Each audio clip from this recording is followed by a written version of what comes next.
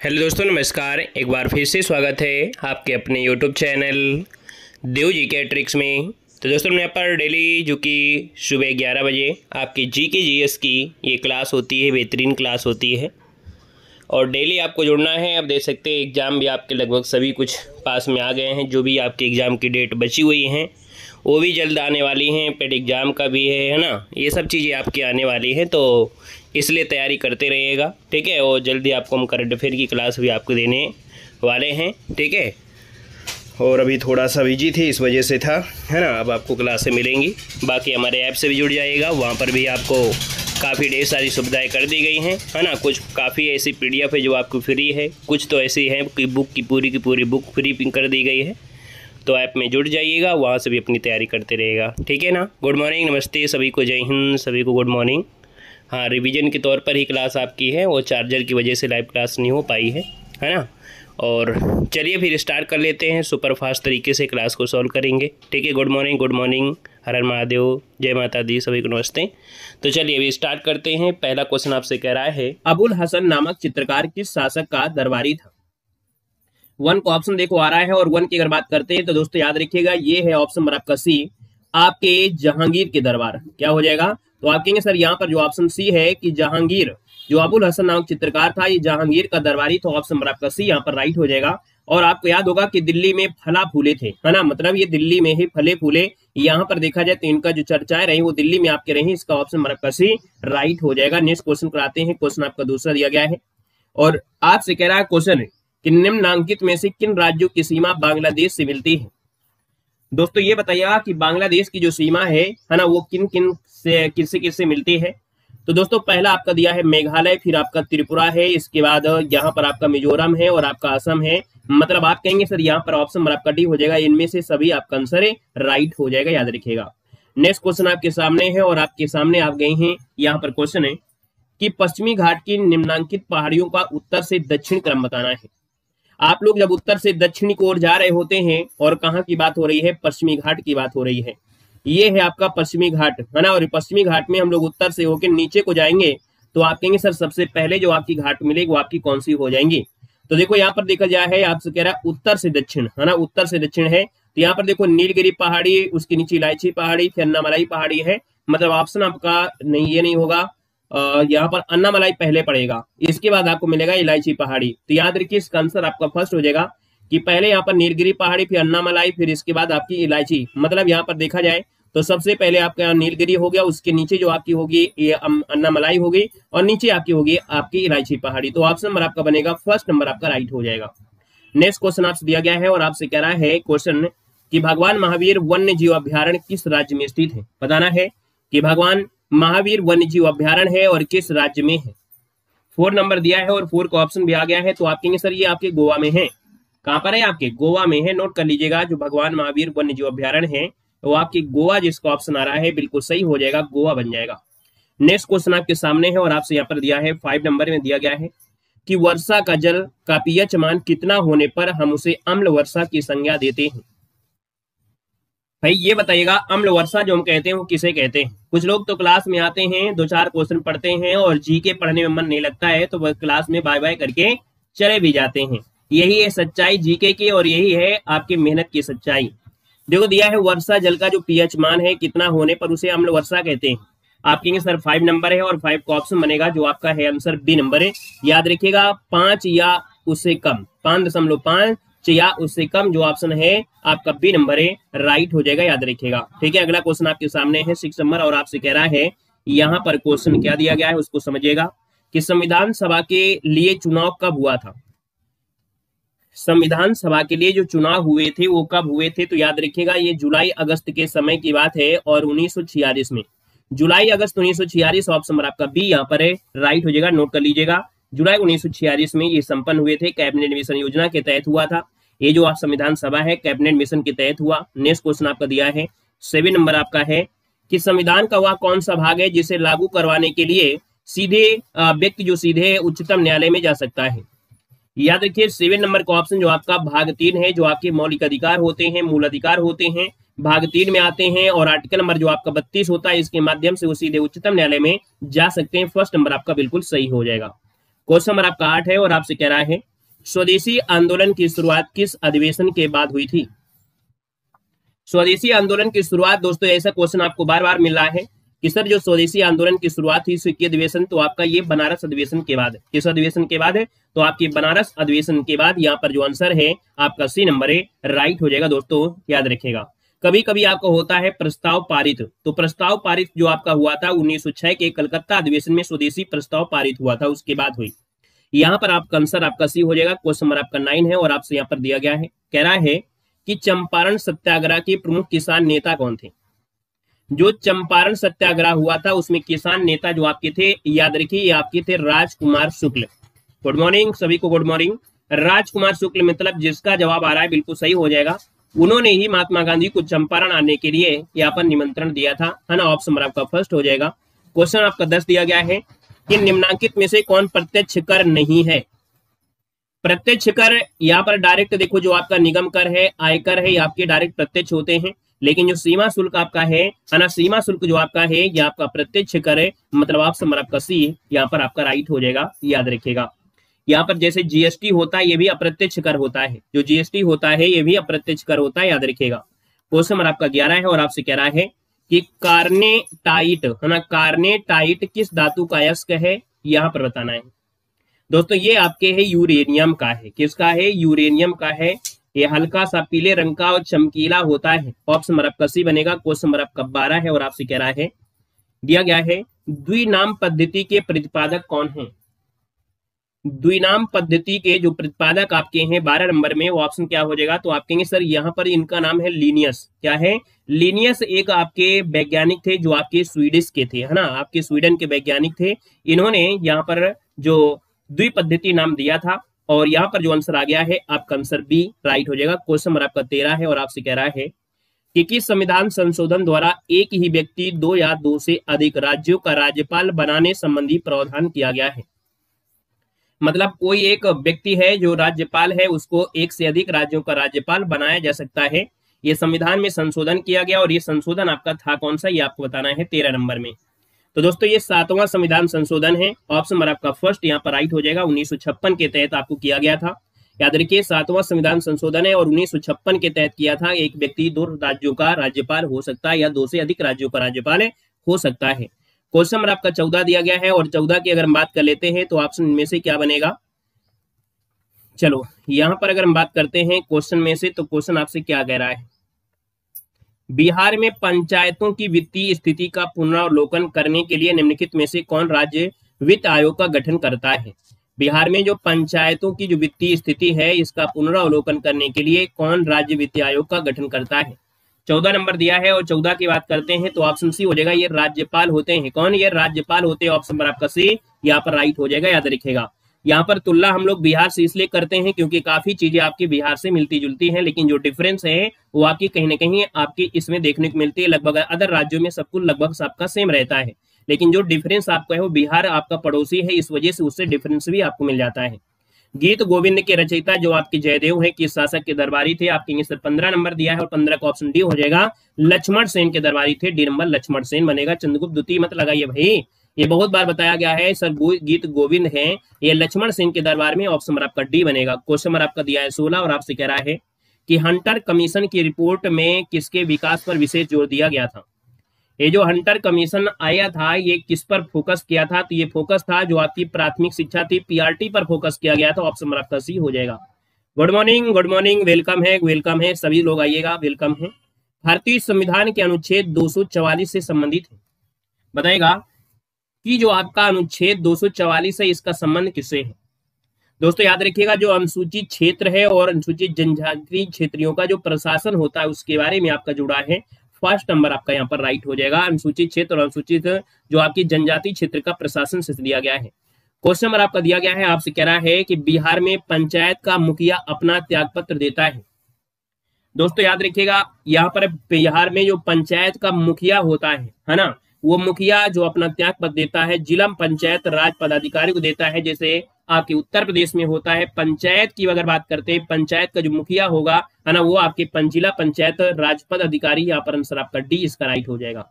Question number आपका दिया है 19 और आपसे कह रहा है कि निम्नलिखित में से कौन सा देश है जो भू आवेशित नहीं है?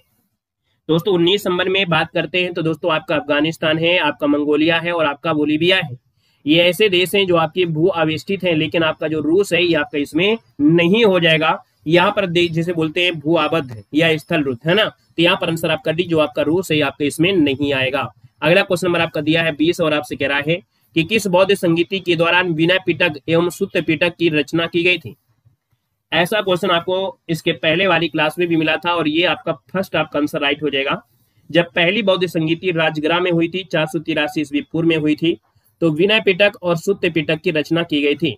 जो आपकी चतुर्थ आपकी थी यहाँ पर संगीति, उसमें आपकी हीनयान और महायान को अलग किया गया था, लेकिन यहाँ पर आपसे कह रहा है विनय पिटक सुत्त पिटक की रचना, तो आपका फर्स्ट हो जाएगा जो राजगृह में हुई थी। क्वेश्चन नंबर आपका 21 और आपसे कह रहा है कि 1937 के जो प्रांतीय चुनाव के बाद कांग्रेस ने कुल कितने प्रांतों में सरकारें बनाई थी। याद रखिएगा यहाँ पर जो कांग्रेस थी इसने आपके 8 प्रांतों में अपनी सरकार बनाया था, है ना। यहाँ पर जो आंसर आपका दिया है वो आपका सी हो जाएगा, 8 प्रांतों में से, है ना। यहाँ पर आंसर नंबर आपका सी राइट हो जाएगा, याद रखिएगा, ठीक है ना। और अगले क्वेश्चन में आते हैं। क्वेश्चन आपसे दिया गया है 22 नंबर है और आपसे क्या दिया गया है, यहाँ पर बताना है कि एक जीन एक एंजाइम सिद्धांत किसके द्वारा प्रतिपादित किया गया। ये जो प्रतिपादित किया गया था दोस्तों आपके याद रखिएगा बीडल और टैटम के द्वारा। नोट कर लीजिएगा, यहाँ पर वाटसन क्रिक मत लगाइए, क्योंकि यहाँ पर बात यहाँ पर डीएनए और आरएनए की नहीं हो रही है, यहाँ बात हो रही है एक एंजाइम की बात हो रही है। और एंजाइम सिद्धांत जो आपका है वो आपके बीडल और आपके टैटम ने दिया था। यहाँ पर देखा जाए तो जॉर्ज डब्ल्यू बीडल और एडवर्ड टैटम कहा जाता है, 1941 में इन्होंने यहाँ पर दिया था। ऑप्शन नंबर आपका सी आपका बनेगा। क्वेश्चन नंबर आपका 23 है और आपसे कह रहा है सर जी ये बताइएगा सुमेलित कौन सा है। कुछ आपके यहाँ पर एंजाइम है और किसमें पाए जाते हैं या क्या इसका काम होता है वो आपको दिया गया है। कह रहे सर इरेप्सिन जो आपका होता है वो आपकी पेलीपेप्टाइड, है ना, पॉलीपेप्टाइड को एमिनो अम्ल में बदल देता है। यहाँ पर देखा जाए तो इसका आपका क्या बनेगा, तो यहाँ पर देखा जाए तो ये आपका 3 हो जाएगा। माल्टोज क्या काम करता है, माल्टोज जो होता है माल्टोज को ग्लूकोज में बदल देता है, यहाँ पर आपका फर्स्ट हो जाएगा। लाइपेज का जो कार्य होता है वो क्या होता है, तो भाई शेष वसाओं को वसी अम्ल और ग्लिसरॉल में बदल देता है, यहाँ पर 2 हो जाएगा। बचा हुआ जो आपका दिया गया है, बचा हुआ जो भी आपके पास है कि सर जो सुक्रोज होता है सुक्रोज को फ्रक्टोज में बदल देना है। प्रकृति में पाई जाने वाली सबसे मीठी शर्करा होती है फ्रक्टोज, जिसे हम लोग शहद कहते हैं, याद रखिएगा। तो डी नंबर यहाँ पर आपका आंसर राइट हो रहा है। अगला क्वेश्चन दिया गया है और आपसे कह रहा है पदार्थ का परमाणविक सिद्धांत सर्वप्रथम किसने दिया था। पदार्थ का जो परमाणविक सिद्धांत है इसको जो दिया था वो सर्वप्रथम किसने दिया था, ये आपसे पूछा गया है। हमने कहा सर यहाँ पर देखा जाए तो आपका आंसर यहाँ पर क्या हो सकता है, 24 नंबर दिया है, 24 को ऑप्शन बी यहाँ पर राइट हो जाएगा। याद रखिए जॉन डाल्टन ने, किसने, जॉन डाल्टन ने दिया था। जॉन डाल्टन एक अंग्रेज रसायन विज्ञान थी, भौतिक विज्ञान भी थे, और वो 1808 में पदार्थ के परमाणु के सिद्धांत का प्रस्ताव रखा। ऑप्शन नंबर आपका बी। कह रहा है सर जी धान से निकलने वाली गैस कौन होती है। जो धान के खेत होते हैं और धान के खेत में से निकलती है एक गैस निकलती है, और ये गैस जो होती है मेथेन गैस होती है और नाइट्रस ऑक्साइड भी होती है। तो आप कहेंगे सर यहाँ पर देखा जाए 25 नंबर और 25 को ऑप्शन लगभग सभी का सही है, यहाँ पर बी नंबर मीथेन आपका आंसर राइट हो जाएगा। क्वेश्चन नंबर आपका 26 है और आपसे कह रहा है यहाँ पर क्वेश्चन है कि गुरुत्वाकर्षण बल निम्नलिखित में से किस स्थान पर सबसे ज्यादा होता है।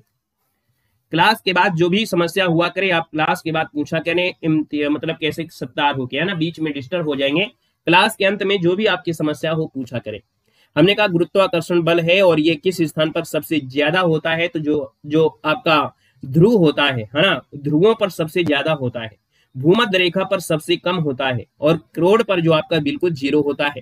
तो इसका आंसर आपको डी देना है। और अगला क्वेश्चन है सूची फर्स्ट को सूची सेकंड से सुमेलित कर लेना है। कह रहे सर जी बताइए विटामिन B1 जो आपका होता है, विटामिन B1 को बोलते हैं थायमिन बोल देंगे, क्या बोलेंगे, विटामिन B1 है और विटामिन B1 को जो बोलते हैं वो क्या बोल देते हैं, तो आप कहेंगे सर इसको थायमिन बोलेंगे। विटामिन B3 जो आपका है इसको हम लोग निकोटीन अम्ल बोल देते हैं, निकोटीन अम्ल बोलते हैं। विटामिन ई जो होता है उसको हम लोग टेकोफुराल बोल देंगे, और विटामिन के होता है सिप्रिक्युलोन बोल देंगे। मतलब आपका जो आंसर बनेगा वो आपकी किसके साथ जाएगा, फर्स्ट नंबर के साथ चला जाएगा। अगला क्वेश्चन आपसे दिया गया है और आपसे कह रहा है कि ध्वनि की चाल निर्वात में कितना होता है।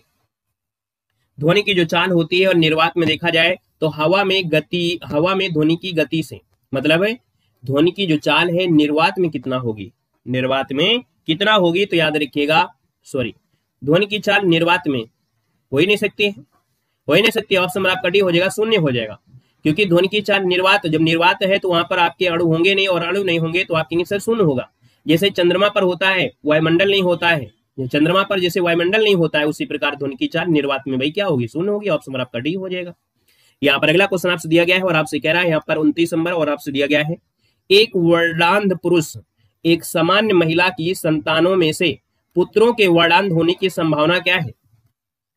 29 नंबर दिया गया है और आपसे कह रहा है कि वर्णांध अगर पुरुष है और एक सामान्य महिला है, इनकी संतानों में अगर पुत्र होता है तो पुत्र के वर्णांध होने की संभावना कितनी होगी। 29 नंबर आपसे दिया गया है। यहाँ पर आंसर इनमें से क्या हो जाएगा। ऐसी स्थिति में बच्चे सामान्य होते हैं, ऐसी स्थिति में जो बच्चे होते हैं सामान्य होते हैं, मतलब ये कह सकते हैं कि अगर कोई सामान्य स्त्री एक वर्णांध पुरुष से शादी करती है तो उनके सभी बच्चे सामान्य होते हैं। याद रखिएगा यहाँ पर आंसर आपका 0% आपका होगा। ऑप्शन नंबर आपका डी बनेगा। क्यों? क्योंकि महिला वाहक होती हैं, जो महिलाएं होती हैं वाहक होती हैं, और वाहक मतलब इन्हीं के माध्यम से वो ट्रांसफर होती हैं। तो कहीं ना कहीं सामान्य जब है तो बच्चों की मतलब यहाँ पर जो संभावना है तो आपकी 0%। क्वेश्चन नंबर आपका दिया है 30 और आपसे कह रहा है कि एक भारत श्रेष्ठ भारत अभियान भारत के किस मंत्रालय या संस्था के द्वारा जारी किया गया था। दोस्तों 30 नंबर है और 30 का ऑप्शन ये हो जाएगा सूचना और प्रसारण मंत्रालय है। यहाँ पर जो आंसर है वो आपका फर्स्ट नंबर आपका राइट हो जाएगा। यहाँ पर क्वेश्चन आपसे दिया गया है सूची फर्स्ट को सूची सेकंड से यहाँ पर सुमेलित करना है। उसके लिए आपको बेसिक यहाँ पर पढ़ना होगा, है ना। जब बेसिक आप पढ़ेंगे, इंटर की बायोलॉजी उठाइएगा, उसमें से आपको पूरी अच्छी तरीके से डायग्राम से बताया गया है कि किस प्रकार से क्या होता है। किसी दिन हम आपको वो भी दिखा देंगे और अच्छी तरीके से समझा देंगे। 31 नंबर की बात करते हैं तो आप कहेंगे सर यहाँ पर देखा जाए तो आपके कुछ वन है और आपके जगह दिया गया है। हमने कहा सभी ऑप्शन भी तो देख लीजिएगा। यहाँ पर सभी ऑप्शन की अगर हम बात कर लेते हैं तो कहेंगे सर उष्णकटिबंधीय जो वन है, उष्णकटिबंधीय वन है। आप कहेंगे सर सुंदर वन हिमाचल नहीं होगा, यहाँ पर डी में आइएगा। ये साइलेंट वैली में आ जाइएगा, साइलेंट वैली यहाँ पर 4 होगा। शंकु वृक्ष कहाँ पर मिलेंगे, जो आपका हिमाचल प्रदेश ठंडा एरिया है, यहाँ पर 2 हो जाएगा। इसका मतलब आपके इसके साथ जाएगा। कच्छ वन जो आपके हैं दलदल वाले हैं, आपके सुंदर वन वाले में आ जाएगा, फर्स्ट हो जाएगा। पतझड़ वन जो आपके हैं आप कहेंगे सर ये राजस्थान में पहुंच जाएगा, तो इसका आपका 3 हो जाएगा। देख लीजिएगा जो भी ऑप्शन आपका मन रहा हो, शायद डी वाला ऑप्शन यहाँ पर जा रहा है ना। अगला क्वेश्चन आपके सामने है, नेपाल की सीमा को स्पर्श करने वाले बिहार के जिले, नेपाल की सीमा को स्पर्श करने वाले बिहार के जिले बताइएगा। साथ ही नेपाल की सीमा को स्पर्श करने वाले उत्तर प्रदेश के जिले भी बताना है, दोनों चीज आप बताइएगा। तो बिहार के 7 जिले हैं जो नेपाल के साथ सीमा साझा करते हैं, और उत्तर प्रदेश के भी 7 जिले हैं जो आपके बिहार को साथ साथ आपके नेपाल को स्पर्श करते हैं। ये 7 का जो पेयर है बहुत कठिन है, ये 7 वाला जीवन में आपको मिलेगा ही मिलेगा। एक सामान्य मिट्टी होता है उसका पीएच मेन 7 होता है। एक अगर शादी होती है तो 7 भंवरे भी होती हैं। 7 समुद्र पार करके आपको जाना भी पड़ेगा, ये 7 का साथ कभी छूटेगा नहीं। तो आप कहेंगे सर 32 नंबर है और 32 का ऑप्शन है आपका। देखिए जो आपका दिया गया है कौन, पश्चिमी चंपारण, पूर्वी चंपारण, सीतामढ़ी, मधुबनी, सुपौल और अररिया और किशनगंज आपको बिहार में हमने आपको पढ़ाया था। लेकिन हम बात करें कि उत्तर प्रदेश के वो 7 जिले कौन है जो आपके नेपाल को साझा करता है, तो ये तो हमने आपको मैप से बताया था कि सर महाराजगंज, पीलीभीत, लखीमपुर खीरी, बहराइच, सिद्धार्थनगर, बलरामपुर और श्रावस्ती, है ना। तो इसका आंसर आपका फर्स्ट हो जाएगा। नेक्स्ट क्वेश्चन दिया गया है और आपसे कह रहा है यहाँ पर क्वेश्चन है, पखुई वन्यजीव अभ्यारण्य स्थित है। ये पखुई वन्यजीव अभ्यारण्य वो आपके है कहां पर दोस्तों, 33 है। और 33 की बात करते हैं दोस्तों, ये आपका अरुणाचल प्रदेश में पड़ता है, जो पूर्वी है कामेंग जिला है वहां पर आपको पड़ता है। इसके पक्के वन्यजीव अभ्यारण्य के नाम से भी जानते हैं, क्या इसको पक्का अभ्यारण्य के नाम से भी जाना जाता है। नेक्स्ट क्वेश्चन दिया गया है और आपसे कह रहा है कि केंद्रीय वनस्पति अनुसंधान संस्थान कहाँ स्थित है। यहाँ पर देखो 34 है और 34 का ऑप्शन फर्स्ट हो जाएगा दोस्तों। केंद्रीय वनस्पति अनुसंधान आपके लखनऊ में है। और आपका अगला क्वेश्चन आपके सामने है, दिया गया है कि अंग्रेजों द्वारा बनाई गई भू राजस्व व्यवस्था निम्नलिखित प्रणालियों में से कौन कृषकों के लिए सबसे ज्यादा सुरक्षा प्रदान करती है। मतलब अंग्रेजों ने जो बनाया था भू राजस्व व्यवस्था, उनमें से किसानों के लिए जो सबसे ज्यादा सुरक्षा प्रदान करती है वो आपकी है कौन सी। तो दोस्तों ये रैयतवाड़ी व्यवस्था थी। कौन सी है, रैयतवाड़ी व्यवस्था है। ऑप्शन नंबर आपका बी यहाँ पर राइट हो जाएगा, बी नंबर है। नेक्स्ट क्वेश्चन दिया गया है 36 नंबर है, सहायक संधि वेलेजली द्वारा लाई गई थी और निम्न में से किस राज्य के शासक इसमें से सम्मिलित नहीं हुए थे। दोस्तों याद रखिएगा इसमें पेशवा, भोसले, सिंधिया ये सब थे, लेकिन होलकर जो आपके थे इसमें शामिल नहीं हुए थे। ये होलकर जो आपके थे इंदौर के थे, और होलकर जो आपके थे इंदौर के थे, इन्होंने सहायक संधि प्रणाली को स्वीकार नहीं किया। ऑप्शन नंबर आपका डी बन जाएगा। क्वेश्चन नंबर आपका 37 और आपसे कह रहा है निम्न में से कौन सा शासक है जो बौद्ध धर्म से संबंधित नहीं? यहाँ पर देखा जाए तो 37 नंबर है और 37 का ऑप्शन काफी लोगों ने दिया है। हमने कहा सर यहाँ पर देखा जाए तो आपका जो आंसर आ गया है 37 नंबर में लगभग काफी लोगों ने दिया है। कहेंगे सर यहाँ पर बौद्ध धर्म से आपका अशोक है, कनिष्क है, सेनजीत है, लेकिन चंड प्रघोत आपका नहीं है। यहाँ पर आंसर आपका डी हो जाएगा, चंड प्रघोत इसमें नहीं आएगा। और अगले क्वेश्चन में आते हैं जो कि क्वेश्चन बहुत बार पूछा गया है और आपसे कह रहा है कि बुद्ध की जो खड़ी प्रतिमा है वो किस काल में बनाई गई थी? दोस्तों ये कुषाण काल में बनाई गई। ऑप्शन नंबर आपका सी हो जाएगा कुषाण काल। क्वेश्चन नंबर आपको 39 है और आपसे कह रहा है किस राजवंश ने सर्वाधिक सोने के सिक्के जारी किए? सर्वाधिक सोने के सिक्के पूछे तो आपके गुप्त काल है। याद रखिए कुषाण काल में शुद्ध सोने के सिक्के जारी किए गए थे, है ना। तो दोनों में आपका अंतर है। अगला क्वेश्चन आपका दिया गया। अच्छा, सबसे पहले जो किया था इंडो ग्रीक ने किया था। क्वेश्चन आपके सामने 44 है और 40 में कह रहा है कौन सा सुमेलित नहीं है।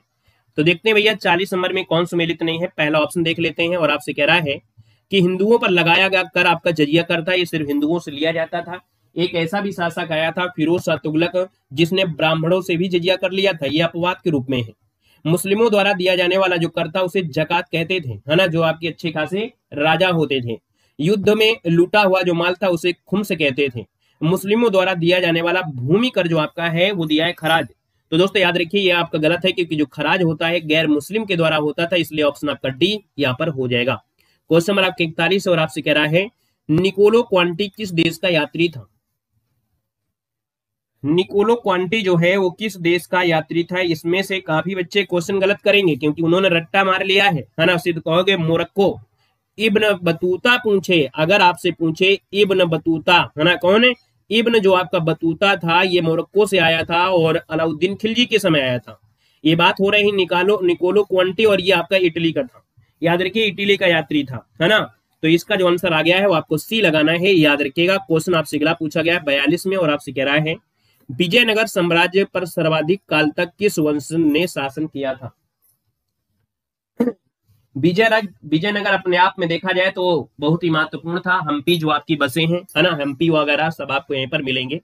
और इस वंश में मतलब देखा जाए तो विजयनगर साम्राज्य में जो एक शासन था सर्वाधिक समय तक यहाँ पर शासन किया, वो किया था किसने? तो यहाँ पर याद रखिएगा आपके संगम वंश ने, है ना। संगम वंश ऑप्शन नंबर आपका बी हो जाएगा। इसी को हम लोग और कुछ कहते हैं क्या? क्वेश्चन नंबर आपका 42 है और 42 की अगर बात कर लेते हैं तो यहाँ पर आंसर होगा क्या?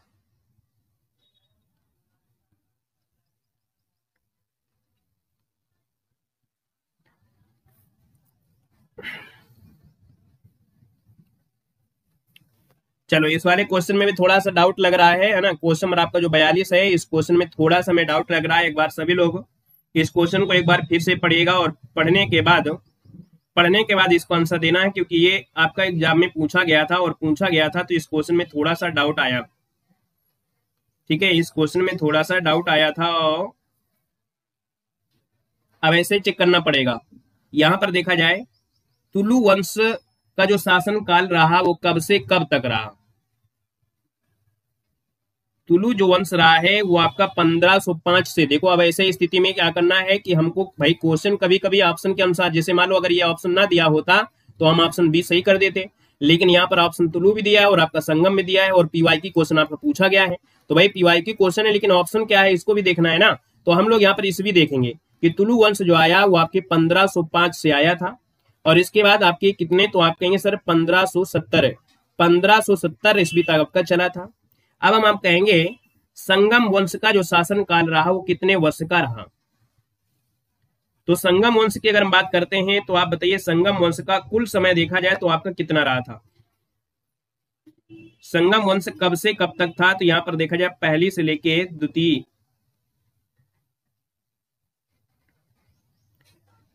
संगम वंश देखा जाए 1336 से लेके 1485 आएगा और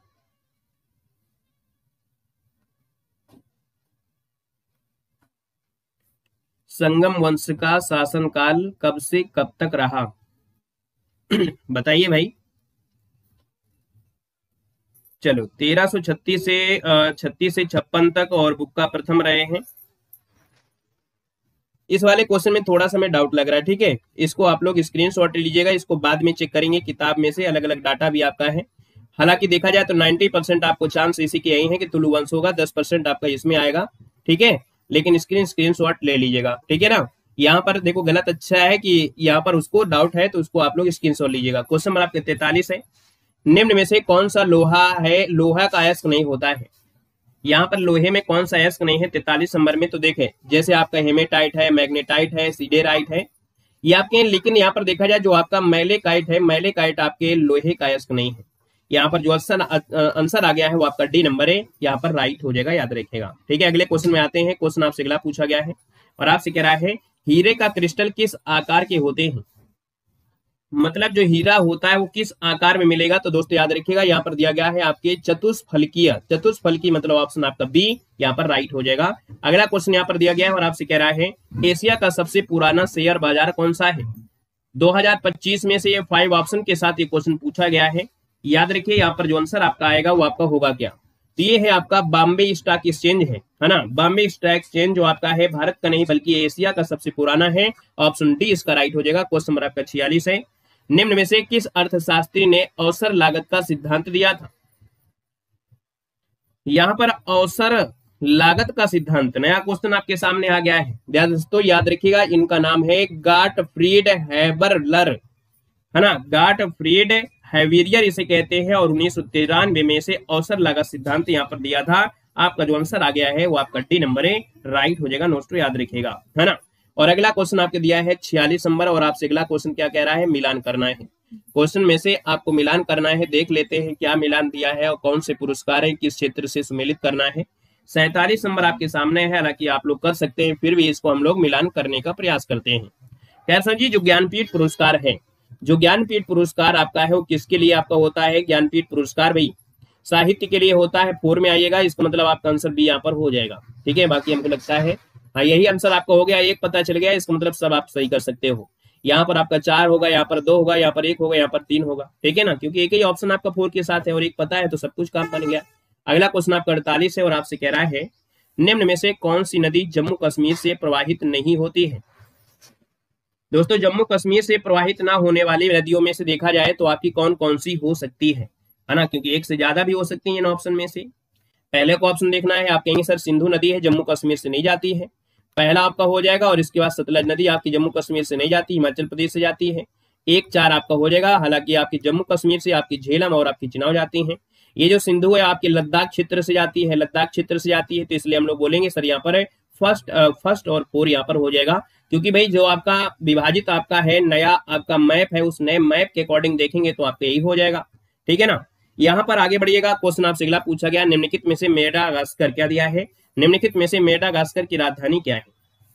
मेडागास्कर की अगर बात करते हैं एंटानरियो, क्या नाम है, एंटानरियो, ये जो ऑप्शन है फर्स्ट नंबर इसका राइट हो जाएगा मेडागास्कर। और ये मतलब आपकी कहाँ की है, तो आपके अफ्रीका की आपका है मेडागास्कर। अगला क्वेश्चन दिया गया है 2011 की जनगणना के अनुसार निम्नलिखित राज्यों में से किसमें नगरीकरण का स्तर सबसे निम्न रहा। 50 नंबर है और 50 नंबर की बात करते हैं तो दोस्तों याद रखिएगा यहाँ पर जो आपका है आपका जैसे बिहार था, बिहार के बाद तो ऑप्शन है नहीं है, तो फिर आप लोग लगाएंगे पश्चिम बंगाल। क्या लगाएंगे, पश्चिम बंगाल लगाएंगे। तो यहाँ पर आंसर आपका डी हो जाएगा पश्चिम बंगाल। इन 4 राज्यों में, इन 4 ऑप्शनों में से पश्चिम बंगाल का नगरीकरण इसका स्तर जो आपका रहा है वो सबसे निम्न रहा है। ऑप्शन नंबर आपका डी यहाँ पर राइट हो जाएगा। तो भैया इस प्रकार से यहाँ पर जो क्लास होती है वो आपकी कंप्लीट होती है। में धन्यवाद सभी को, जय हिंद, वंदे मातरम।